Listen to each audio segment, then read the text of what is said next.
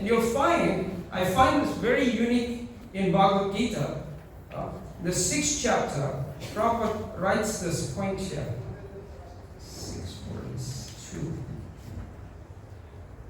Yeah. I'll just read a few lines. Prabhupada says in his purport, by the grace of the Lord, there are still families that foster transcendentalist generations after generations. There are families who foster generations. There's always devotees in the families, generation after generation. It is certainly very fortunate to take birth in such families.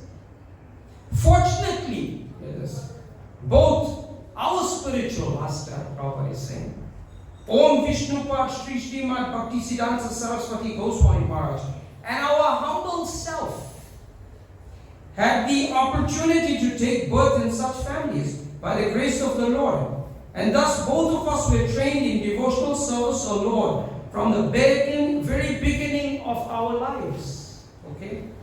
Later on, we met by the order of the transcendental system.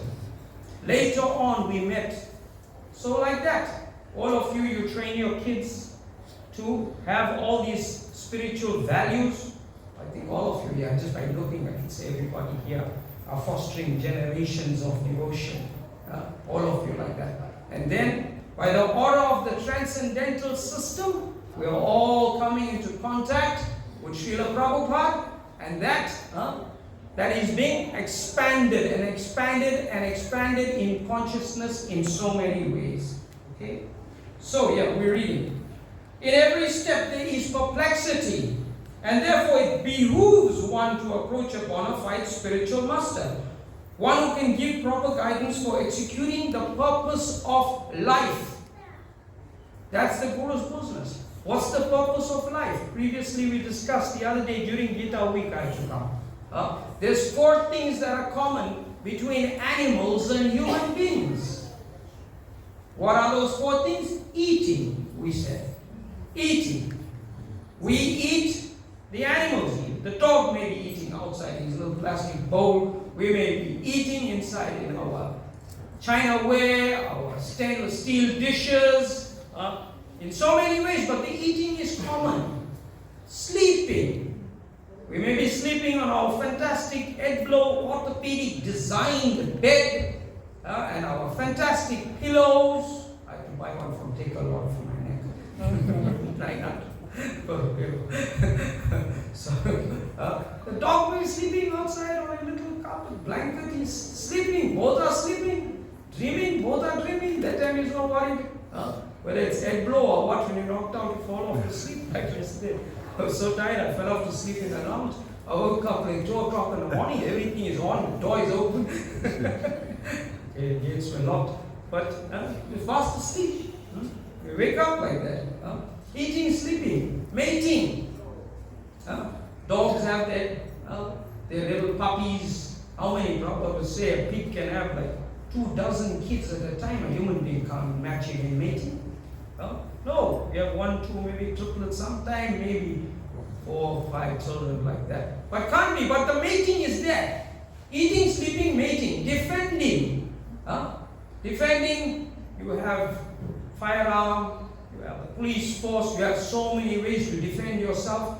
And the dog has its claws, it has its teeth, all the creatures. So what's different? If we don't go beyond these 4 things, Ahara, Nidra, Bhaya, Maithun, it's called in Sanskrit. If we don't go beyond these 4, then we are no better than an animal. No better than an animal. Okay, we're no better than an animal. So for executing the purpose of life, that means approaching it behooves one to approach a spiritual master.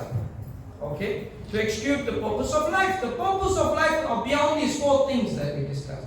It is called in Sanskrit, Atacho Brahma Jigyasa. Now I have this human form of life. I should inquire into spiritual inquiry should be there.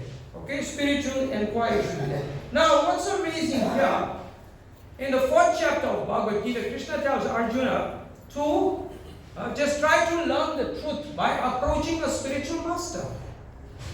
Who knew to to approach a spiritual master before Prabhupada came around. Whoever knew that? Everybody was just engaged in so many ways. And Prabhupada is saying here, it behooves one to approach a spiritual master. So I was telling the other day, Prabhupada is known as the founder of what? Founder of what? Ask any other words. ISKCON. What is ISKCON? What is ISKCON? So it is a society. What is a society? It's a society of people. So who found those people to make the society?